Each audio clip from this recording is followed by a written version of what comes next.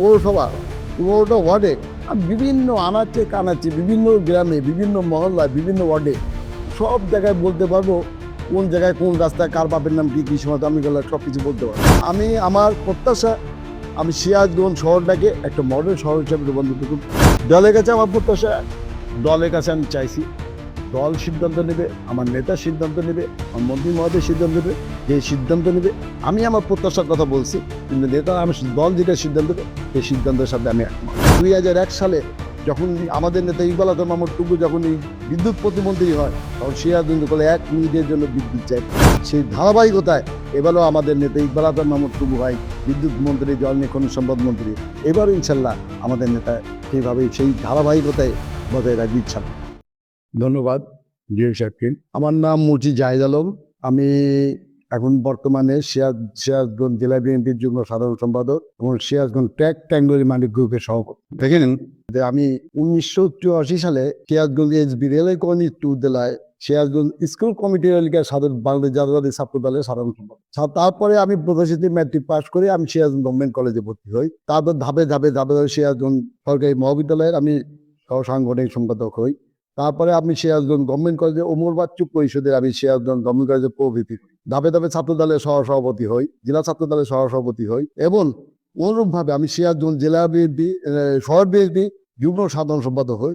তারপরে শহর বিএনপির সাধারণ সম্পাদক নির্বাচিত হই প্রত্যক্ষ ভোটের মাধ্যমে। আমরা কয়েকদিন ক্যান্ডিডেট ছিলাম, সেখানে বাচ্চু ভাই ছিল, সেখানে আমাদের ফ্রেন্ড নূর কায়ুম সবুজও ছিল, আমিও ছিলাম। আমরা তিনজনে ভোটে নির্বাচিত, তার মধ্যে আমাকে ভোট দিয়ে আমার দল থেকে আমার নির্বাচিত হই। তারপরে আমি সিরাজগঞ্জ জেলা বিএনপি যুগ্ম সাধারণ সম্পাদক, রহমানা মাহমুদ সভাপতি, সাইদুর রহমান বাচ্চু ভাই সাধারণ সম্পাদক, আর আমি ওখানে যুগ্ম সাধারণ সম্পাদক সিরাজগঞ্জ জেলা বিএনপি। দীর্ঘ 18 বছর 19 বছর ধরে আমি এলাকায় সিরাজগঞ্জ জেলা বিএনপির শহর বিএনপির সাধারণ সম্পাদক ছিলাম ও জেলা বিএনপির যুগ্ম সাধারণ সম্পাদক।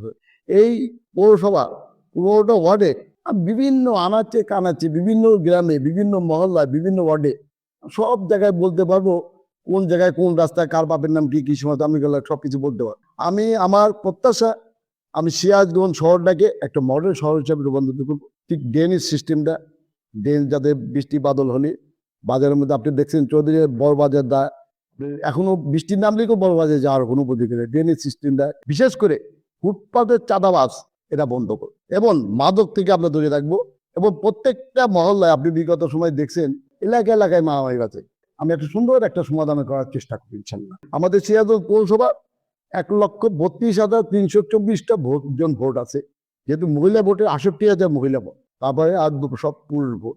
আমাদের সিরাজগঞ্জ পৌরসভাটাকে ফার্স্ট ক্লাস পৌরসভা। 1869 সালে সিরাজগঞ্জ পৌরসভা পৌরসভার নামকরণ হয়, সিরাজগঞ্জ পৌরসভা ঠিক প্রতিষ্ঠিত হয়। ঠিক তেমনি বিগত সময়ে পৌরসভার এতদিন হয়ে গেল, পৌরসভা হওয়ার পর পৌরসভা পরিধি হয় নাই। আমাদের মন্ত্রী মহোদয়, সিরাজগঞ্জ মাটি মানুষের নেতা এবং বিএনপি স্থায়ী কমিটির সম্মানিত সদস্য এবং মন্ত্রী মহোদয় বলছে অলরেডি আমার পৌরসভাটা অনেক বাড়াইতে হবে। সেটা বাড়াইতে হবে কীভাবে বাড়াইতে হবে? সেটা নদীকে ডিজিং করে, নদীকে ভর করে পৌরসভাটা আমাদের বাড়াইতে হবে। এটা মন্ত্রী মহোদয়ের একটা নির্বাচনী একটা ছিল। এতকাল পৌরসভা বাড়ি নাই, পৌরসভা আয়তন করছি, আয়তনই আছে। ঠিক তেমনি আপনি দেখতে পাবেন পৌরসভার যানজটটা একটা বিশাল একটা ঝামেলা। অলরেডি আমাদের মন্ত্রী মহোদয় বলে দিছে, যেহেতু আমি ট্র্যাক ট্যাঙ্গুরি মালিক গ্রুপের সভাপতি, মন্ত্রী মহোদয় অলরেডি বলে দিছে সিরাজগঞ্জে পৌরসভার কোনো রকমের যানজট থাকবে না।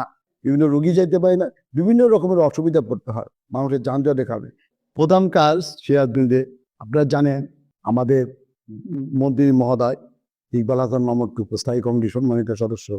এই যে কাটাখালী ডাক আগে শুনছি, আমাদের দাদার আমলে শুনছি কাটাখালীর ভেতর দিয়ে আগে জাহাজ চলছে, নৌকা চলছে। এই কাটাখালীটা শুধুমাত্র ইকবাল হাসান মাহমুদ টুকুর জন্যই কাটাখালীটা যতটুকু করা হয়েছে। বিগত 17 বছরে এই কাটাখালী পুরো রকমের কার্যক্রম লুটটা যে একটা স্বর্গরাজ্য হয়েছে, এই কাটাখালীটা সংস্কার করবে। এবং ড্রেনেজ যদি বৃষ্টি বাদল নামে ওসব বাজারের মধ্যে আপনার মনে করেন শহরের মধ্যে যাওয়া যায় না, ড্রেনেজ সিস্টেমটা করবে। এবং পাশাপাশি ফুটপাত দখলমুক্ত করবে। ফুটপাতে দেখেন অনেক সময় দেখেন ফুটপাতে অনেকে একটা মানুষ দোকান নিছে 30-35 লাখ খরচ করে, সেই দোকানের সামনে ফুটপাতের সামনে বিক্রি করতে, তাদেরও একটা ব্যবস্থা করতে হবে। তাদেরও অন্য জায়গায় কর্মসংস্থানের ব্যবস্থা করবে এবং ফুটপাতটা দখলমুক্ত করবে। বিশেষ করে আমার মাদকটা মাদকতা যাতে না থাকে সেই ব্যবস্থা করবে।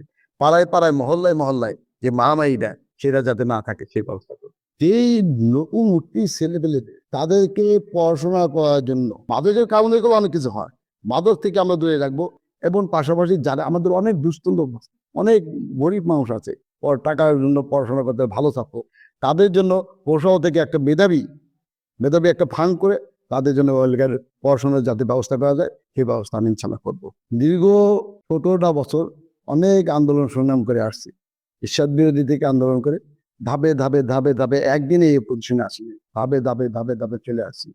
আমি দলের কাছে প্রত্যাশা, দল সিদ্ধান্ত নেবে কাকে দিবে, দল যে সিদ্ধান্ত নেবে, আমাদের মন্ত্রী মহোদয় যে সিদ্ধান্ত নেবে, আমাদের নেতা ইকবাল হাসান মাহমুদ টুকু ভাই যে সিদ্ধান্ত নেবে, সেই সিদ্ধান্তের বাইরে একটু পরিমাণ ব্যক্তিগতভাবে আমি যাব। কিন্তু দলের কাছে আমি আশাবাদী, আমি দীর্ঘদিন দল করছি, বিভিন্ন আন্দোলন সংগ্রাম করছি, আমার নামে 40-50টা কেস, আমি বিভিন্ন হামলা মামলা, সবচেয়ে বড় কথা, আমি যখন জেলখানায়, সেই জেলখানা আমরা 122 জন আমরা জেলে গেছিলাম। তো আমি যখন জেলখানায়, তখন আমার বড় ভাই যে আমার ওই এলাকার গার্জিয়ান, বাবা মারা গেছে, আমাকে অনেক ভালোবাসতো, সেই বড় ভাই মৃত্যুবরণ করেন।